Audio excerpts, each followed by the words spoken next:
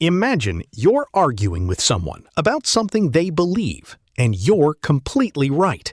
You bring them solid, undeniable proof that they're wrong.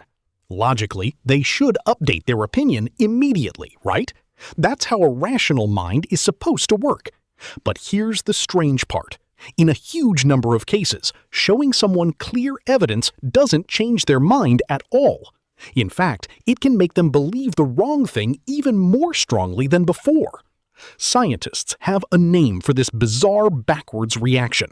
It's called the Backfire Effect, and it might be one of the most uncomfortable truths about how the human brain actually works.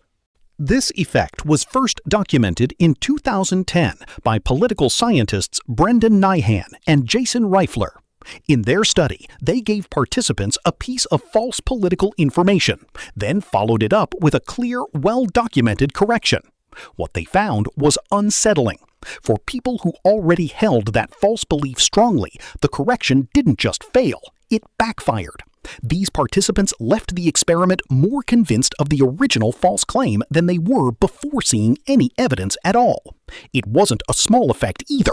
It showed up consistently enough that researchers realized something deeper was going on. Our brains, it turns out, don't treat every piece of information the same way.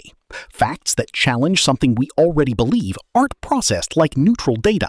They're processed like an attack. The root cause is something psychologists call identity protective cognition.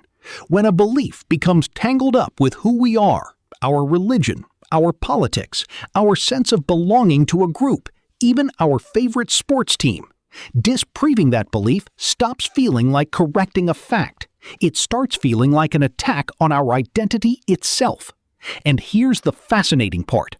Brain imaging studies have shown that when people are confronted with evidence against deeply held political beliefs, the regions of the brain that activate are the same regions associated with physical threat and self-defense, not the regions used for calm, rational reasoning.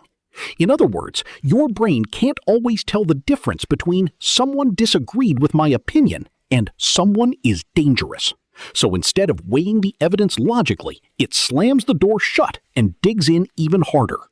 Once you know about the backfire effect, you start noticing it everywhere. Look at political arguments on social media. Despite an endless stream of fact checks and corrections, people don't seem to become less polarized. If anything, the divide keeps growing wider. Look at conspiracy theories. For a true believer, every single piece of counter-evidence isn't seen as proof they're wrong. It's absorbed into the theory itself as further proof of a cover-up. And it's not just huge, abstract topics. It happens in ordinary daily life too. You correct a friend on something small, expecting them to say, "Oh, good point." And instead, they double down, not because your argument was weak, but because they felt cornered the moment you challenged them. So, if hitting people with hard facts doesn't work and can even make things worse, what does? Researchers have found that the key isn't the strength of your evidence, it's how safe the other person feels while hearing it. Framing information with curiosity instead of confrontation, asking questions instead of making accusations, and letting someone save face while they change their mind, all of these dramatically increase the odds that new information actually sinks in. It sounds almost too simple, but the data backs it up again and again. People rarely change their minds because they were proven wrong. They change their minds when they're given the space to arrive at the truth on their own terms. So next time you're absolutely certain you're right, and you're tempted to just hand someone the facts and expect them to fold, remember this. You're not just arguing about information. You're arguing with someone's sense of self. And maybe the real question isn't, how do I prove them wrong?